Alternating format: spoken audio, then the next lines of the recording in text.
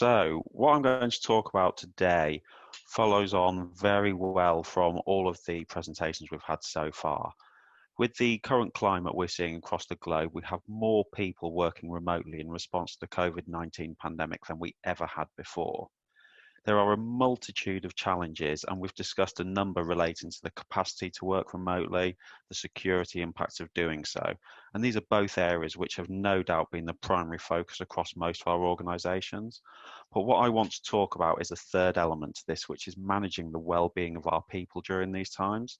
It's a subject that is particularly close to my heart, and one that we at Aviva have taken incredibly seriously, both pre and during the current COVID-19 crisis. If we could have the next slide, please, Debbie. Okay, so well-being in the workplace. What should organisations be doing now? I'm going to caveat this immediately by saying there is no one right answer or approach to ensuring well-being across our people and organisations. We all work in different sectors, we work for different companies of different sizes, with different people, and we all have different capacities to support home working. I also won't patronise you by pulling out the requirements to make sure that we're ensuring staff wages and roles are secured. As important and as obvious as that may seem, though, I think we're all aware of some very high-profile companies who, over the past few weeks, maybe haven't covered themselves in glory on this front. And I'm sure that over time that those companies will see the negative side to how they've treated their employees.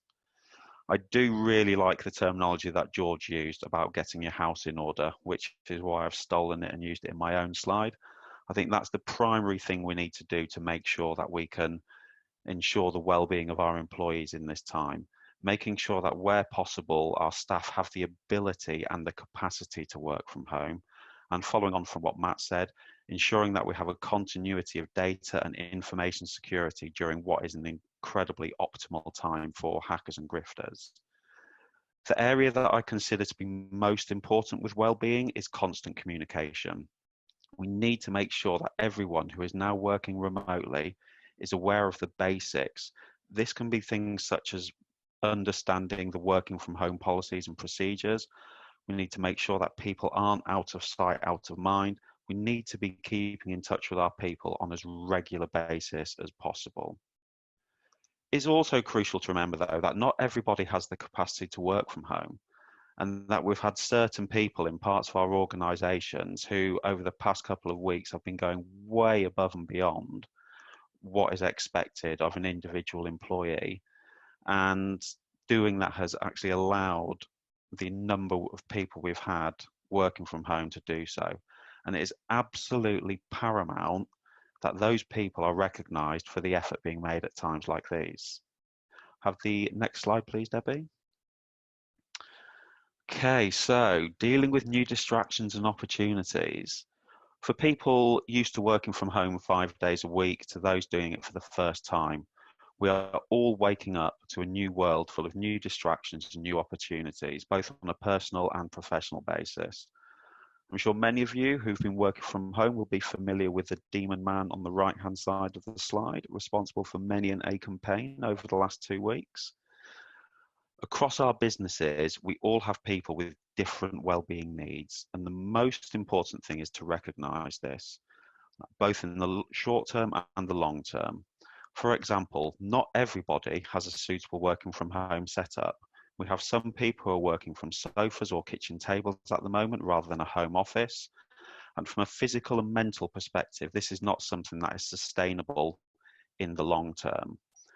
There may not be a huge amount we can influence right now, but when we are looking longer term, if we as companies are looking to move to a much more remote-based workforce, these are really important factors to people's well-being that we do need to consider. At the moment as well, most of us are surrounded by dogs, cats, children's wives, husbands or partners, and I'm sure many of us have had the odd BBC dad moments, and I'm sure we'll all be dealing with this in different ways. Some of us will be popping our kids on our laps, others shooing them out the door. Again, there is absolutely no right or wrong way of dealing with this, but for me, the key to managing this well is to provide constant and assured communications to our people. Make them aware that these mini interruptions are okay. Make them aware that this is happening to people far and wide, and it will help them to manage the situations. And talking on a personal note, I actually think that seeing other people's children or cats and dogs up on screens can often be the highlight of my working day. So I personally would very much encourage you to get your kids and cats and dogs involved as and when they do jump into the picture. Just do it Secondly, securely. yes, absolutely. Although I think on the cats and dogs side, the security is okay, and maybe not so much on the children's side.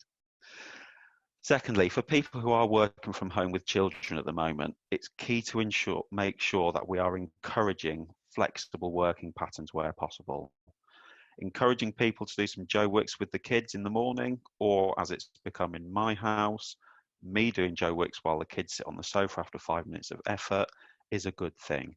We need to encourage people to take breaks, spend some time with their children, go outside for 5 minutes, kick a football around with them, sit with them and do some homeschooling.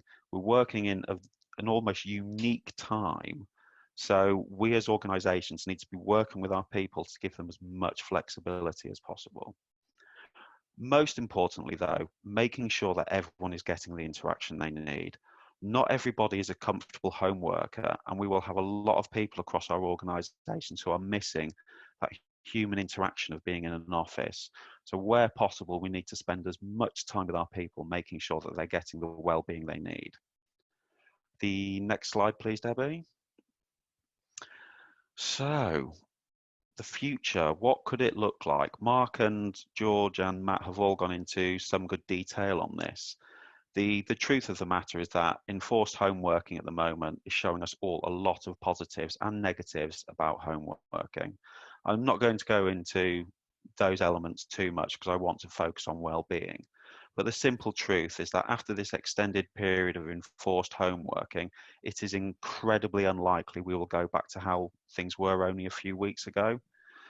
No one can know for sure how this way of working will look in the future, but one thing we can be sure of is that all of our finance departments will be keen to look at the cost savings that are delivered as a result of travel clampdowns we have at the moment and increased home working. Just click through again, please, Debbie. And we all may see a completely different working map to our lives, as we see on the slide now. And the next slide, please, Debbie. But the big question I have is, whilst all of our finance departments will be very much looking with a keen eye on the cost savings, how many of our companies are planning on marrying this with a well-being review? It's something that I would absolutely urge everybody to make sure is done hand in hand with any cost review. And here at the GSA, we're committed to supporting our member base on this front. We will shortly be commencing with a sourcing industry-wide piece of research into the well-being impacts of the current COVID-19 pandemic.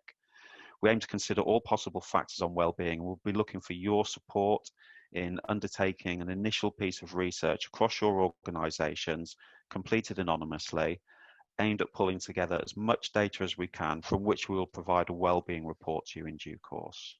Can I ask you a quick question on well-being? One of the things that I'm starting to see a lot of people doing virtual lunches, virtual happy hours, virtual breakfasts. What are your thoughts on those? Doing something like the videos you see now, bringing teams together just while they eat lunch. Yeah, I think that's fantastic. I think anything that we can do to improve the communication of our people is always going to be a good thing.